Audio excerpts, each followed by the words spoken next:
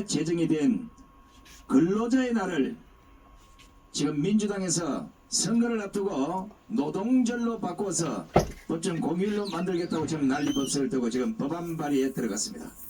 이런 거 보면 국민의힘이 안 된다고 머리를 깎고 멱살을 잡아대고 이런 좀 투쟁력을 보여야 되는데, 그래 뭐 노동절이 되든 근로자가 되든 너가 멋대로 해라 내팽개쳤어요.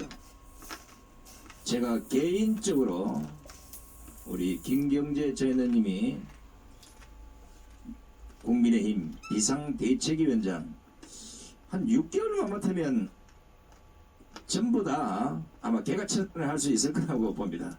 그래서 오늘 이 귀한 시간에 우리 자유대한합 총재이신 우리 김경재 전 의원님의 연설을 큰 박수로 청해 듣겠습니다.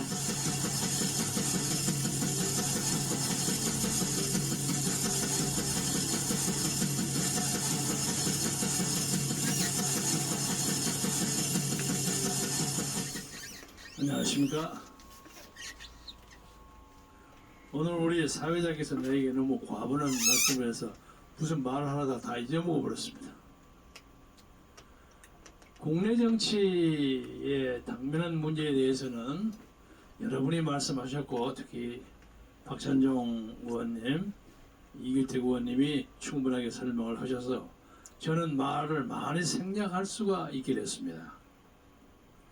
우선 제가 먼저 하나 말씀드리고 싶은 것은 지금부터 딱 50년 전인가요?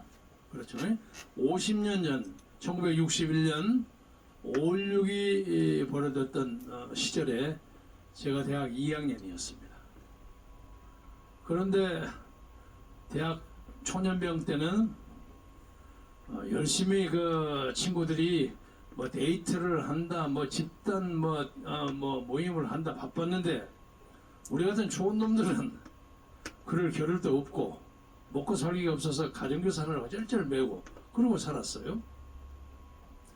그래도 2학년이 되면 성적이 좋으면 무슨 장학금을 받을 수 있다고 해서 그 1학년 교양 과목이라는 게 별로 재미없습니다만은 정치학 개론 정도를 빼고는 별로 재미가 없는데, 하여간 열심히 해가지고 간신히 2학년 1학기에 올라서 특과를 해서 30명 동기생 중에 2사람이 장학금을 받게 됐어요.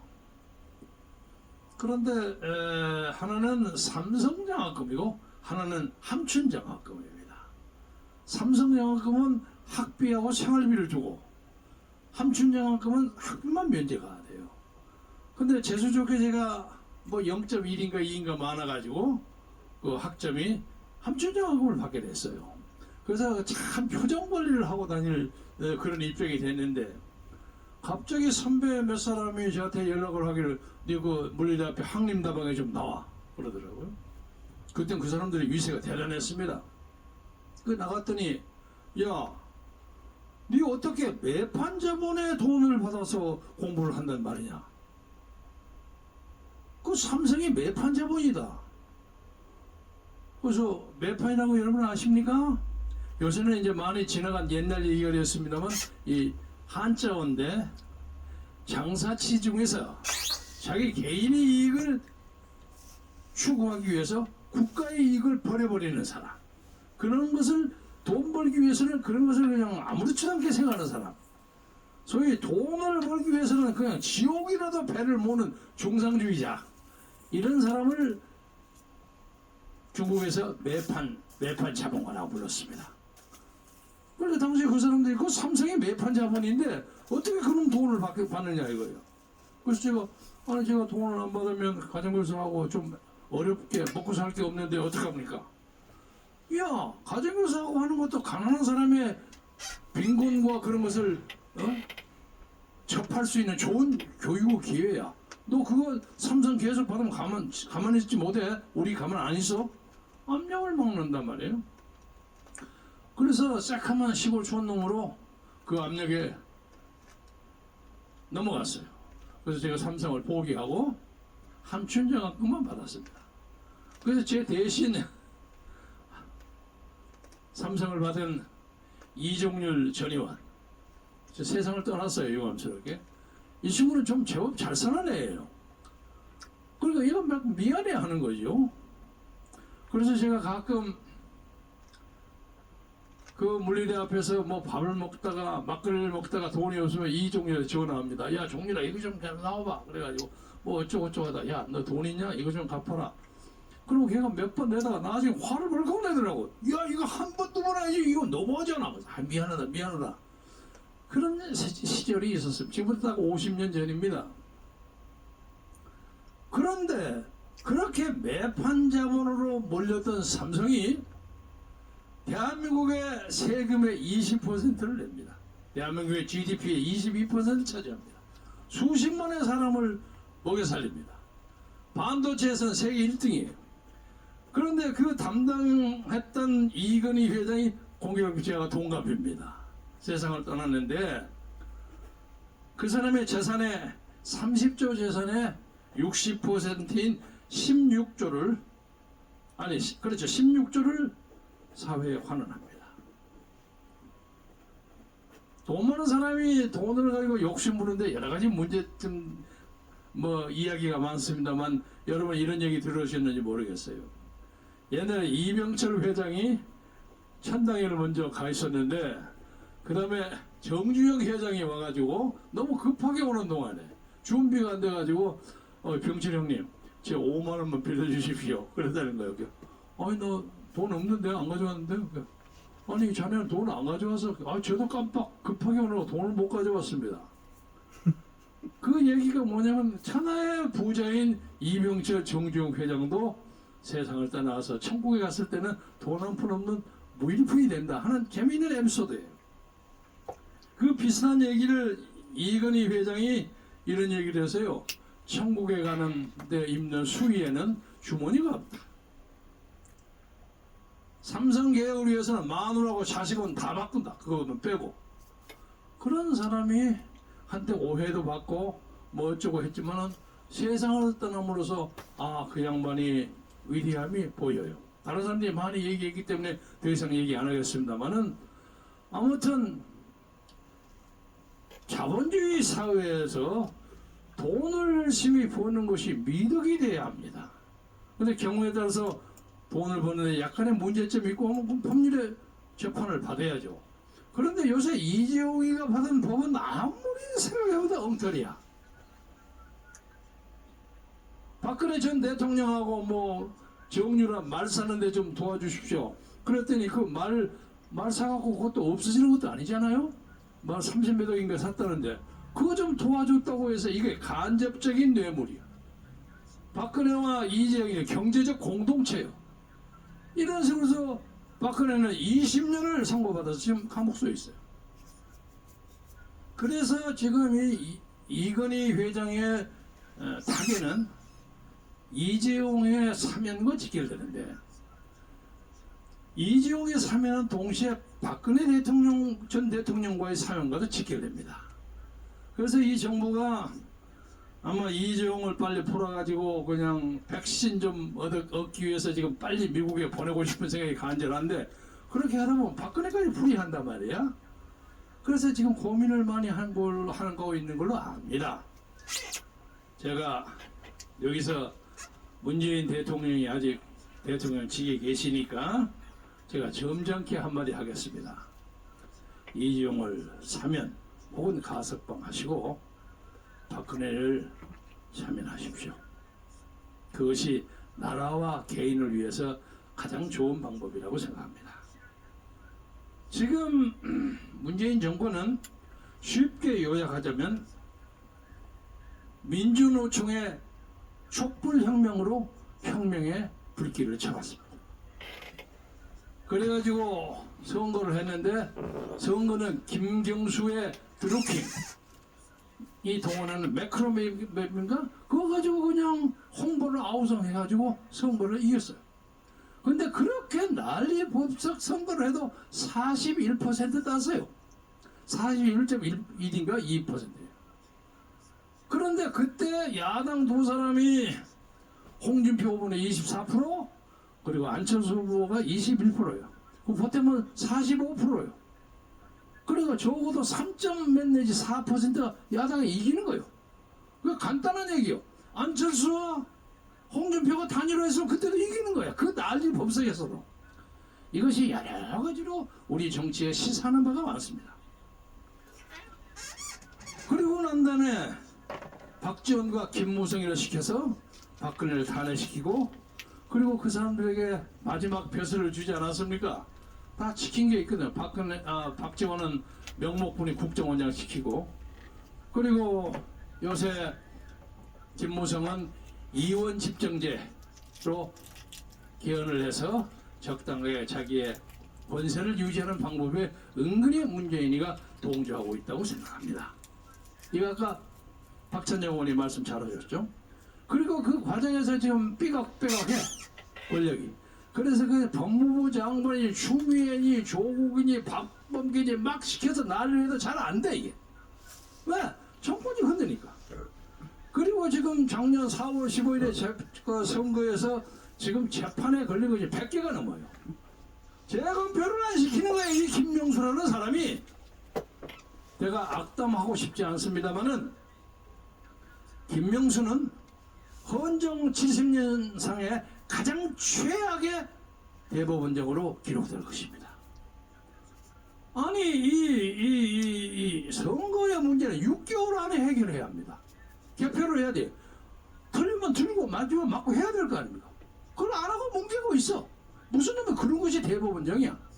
이거 명수, 거짓의 명수, 조작의 명수, 동료 부하 판사의 탄핵에 협조하는 명수, 그냥 못 드는 것처럼 앉아있는 사람이 이 도대체 무슨 명수가 이런 명수가 있어.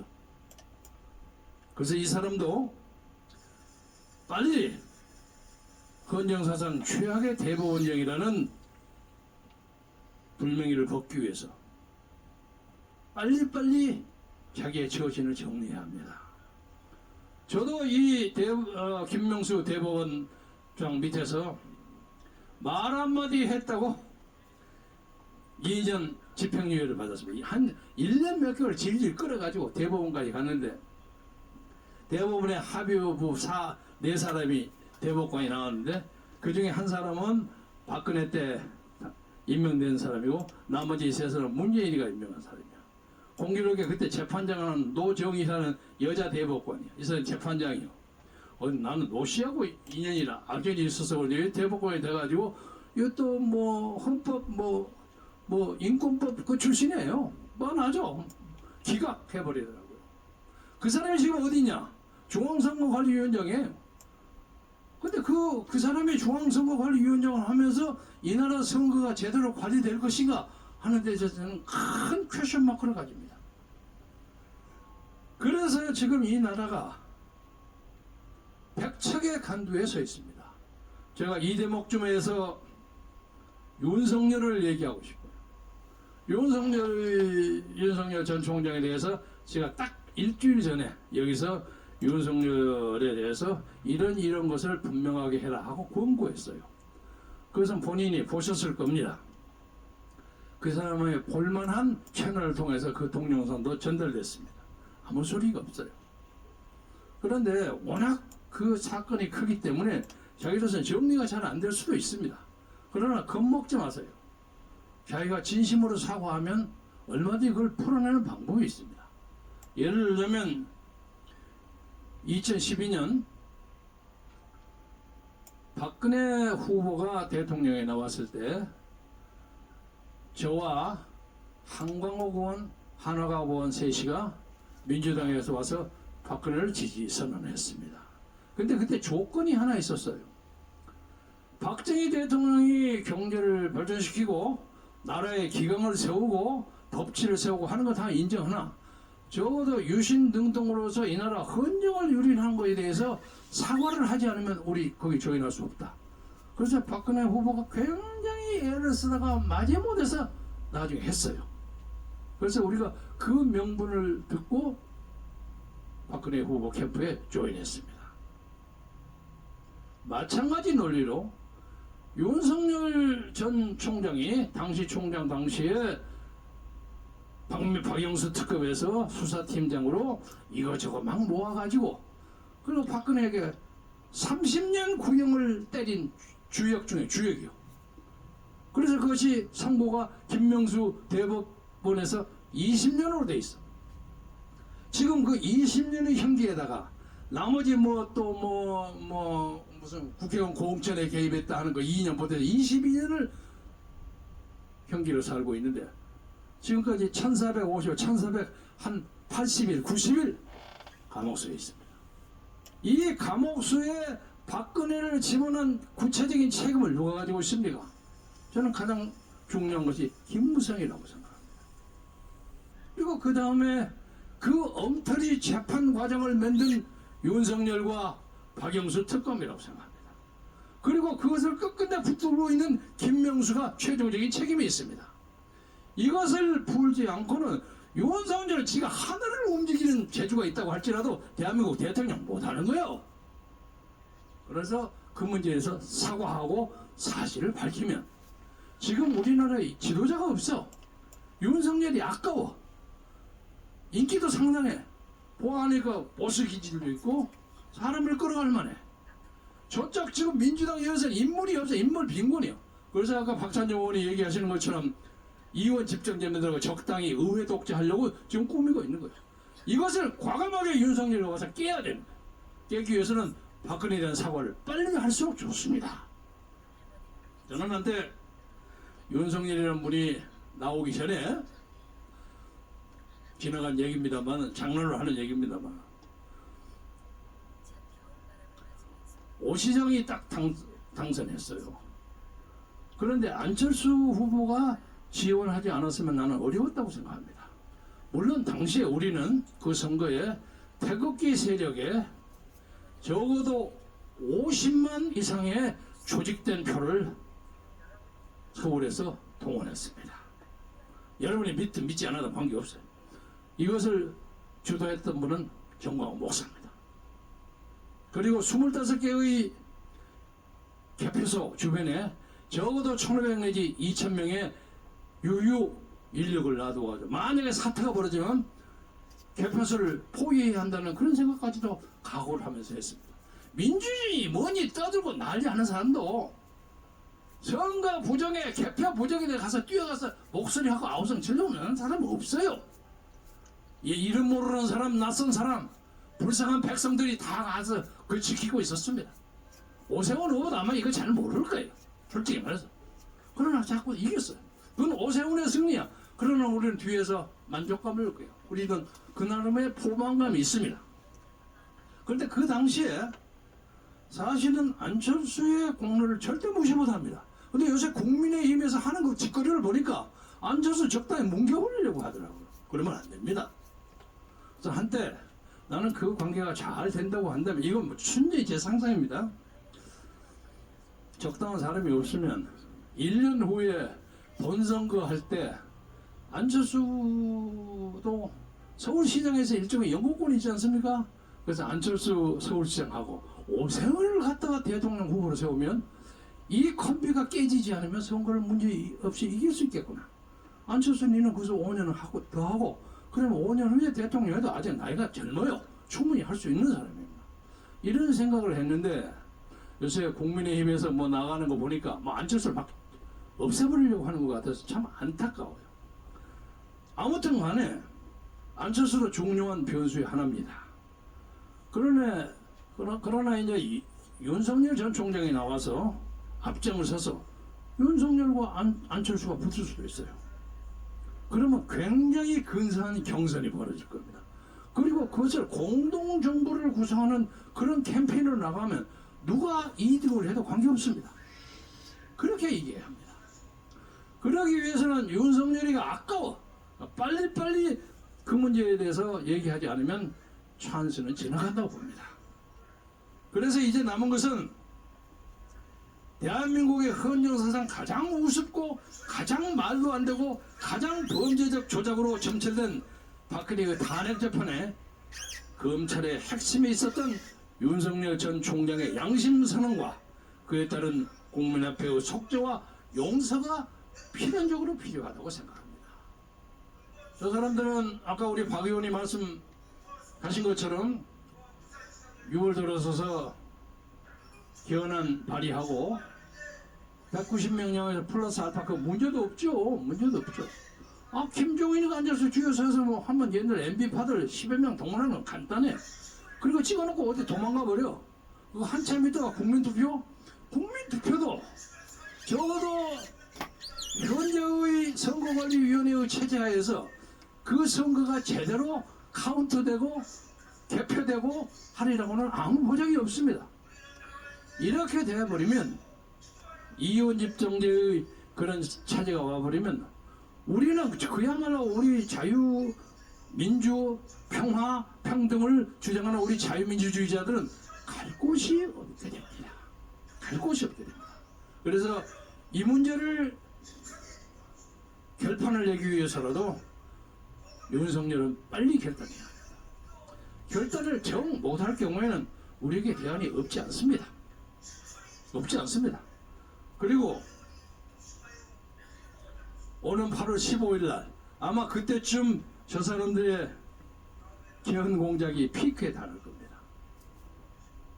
그때 우리는 문재인 씨를 점잖게 그 자리에서 끌어내리는 방법을 착실하고 냉정하고 엄숙하게 진행하겠습니다. 아마 문재인 대통령도 하다 보니까 잘하려고 했는데 못하는 점도 있었겠죠. 그리고 지금 지쳤을 거예요. 재미도 없을 겁니다.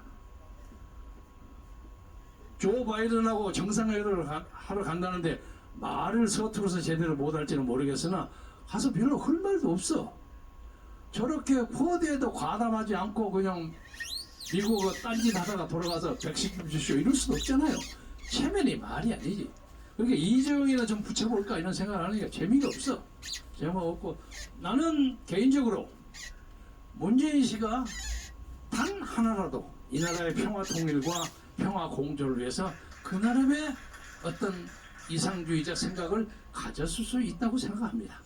그러나 문재인 씨 역사가 그렇게 안 갑니다. 그런 환상을 버리세요. 버리시고 다가오는 이 준엄한 역사의 심판의 장에 겸허한 자세로 대한민국 역사에 5년을 차지했다는 그 책임을 가지고 나라와 국가와 역사를 위해서 겸허하게 임하시기를 진심으로 바랍니다.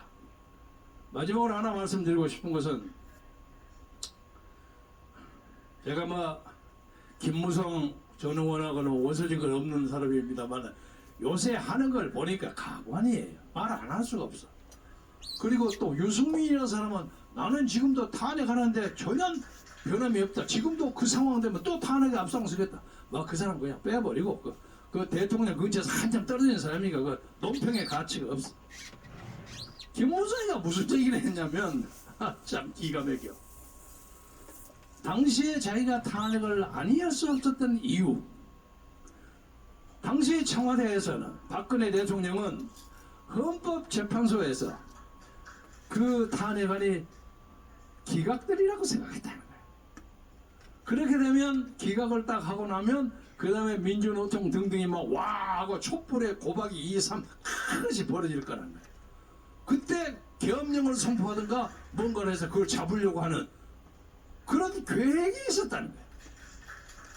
그러면 희생이 많이 생길 거 아니냐 이거야. 그 희생을 막기 위해서 자기가 탄핵을 했다는 거야. 그게 말입니까? 막걸리입니까? 세상에. 그게 말이 됩니까?